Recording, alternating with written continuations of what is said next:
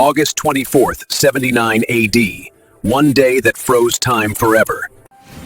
16,000 people, gone in hours, their final moments preserved.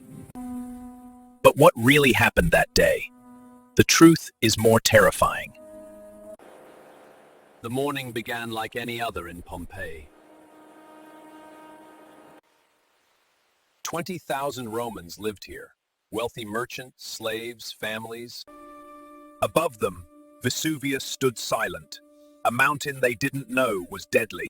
Above them, Vesuvius stood silent, a mountain they didn't know was deadly.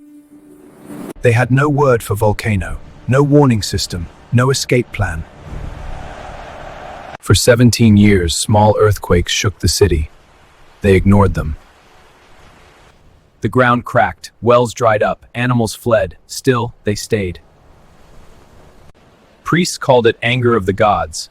Scientists today know better. Beneath Vesuvius, a magma chamber filled with gas and molten rock. August 24th, around 1 in the afternoon, the mountain exploded.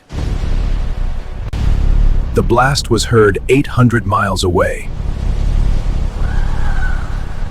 Pliny the Younger watched from across the bay. He wrote everything. Citizens looked up in horror. Many thought the world was ending. Then came the pumice, stones of volcanic rock falling like deadly rain. Some families hid indoors, a fatal mistake. The stones buried them alive. Others ran for the harbor. 2,000 escaped by sea. But the sea itself boiled with volcanic heat. Many drowned. The rich tried to save their gold and jewels. It cost them everything. By midnight, pumice was 9 feet deep. Buildings collapsed under the weight.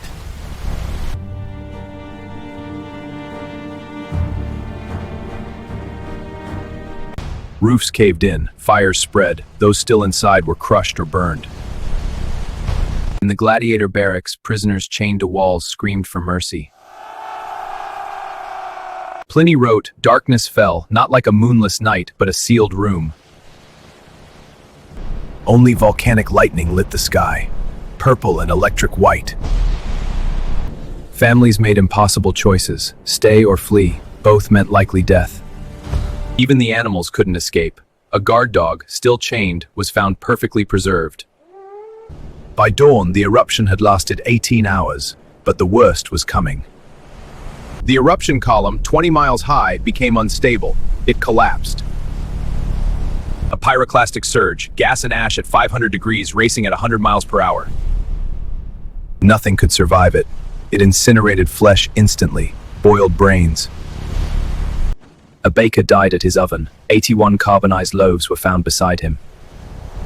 A wealthy family died clutching their gold, frozen in their final second.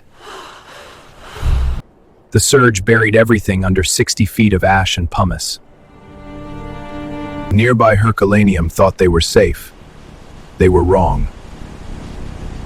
300 huddled in boathouses by the beach. The surge found them. Death was instant. Their skeletons show no signs of suffering. 5 towns were destroyed, 16,000 dead in total, an empire shaken. For 17 centuries, Pompeii remained buried, lost, forgotten. In 1748, a farmer digging a well struck something hard, ancient walls. Archaeologists couldn't believe it. An entire city frozen in time. Frescoes as vibrant as the day they were painted, messages on walls. In 1863, Giuseppe Fiorelli discovered something different, human-shaped cavities in the ash. He poured plaster into them. The results shook the world. 13 people in a garden trying to climb walls. They died together. A pregnant woman protecting her unborn child. Both frozen forever. London's Times called it the most profound archaeological discovery in history. Today, Pompeii is a UNESCO World Heritage Site, 2 million visitors yearly. A fast food restaurant with food still in the pots after 2,000 years. Graffiti revealed their thoughts. Restitutus has deceived many girls. Romans were human. Scientists watch Vesuvius every second. When will it erupt again? Not if, when. 3 million people live in its shadow today, more than ancient Pompeii ever held. Naples, one of Europe's largest cities, sits in the danger zone. In their last seconds, Pompeians reached for each other. Love outlasted the volcano.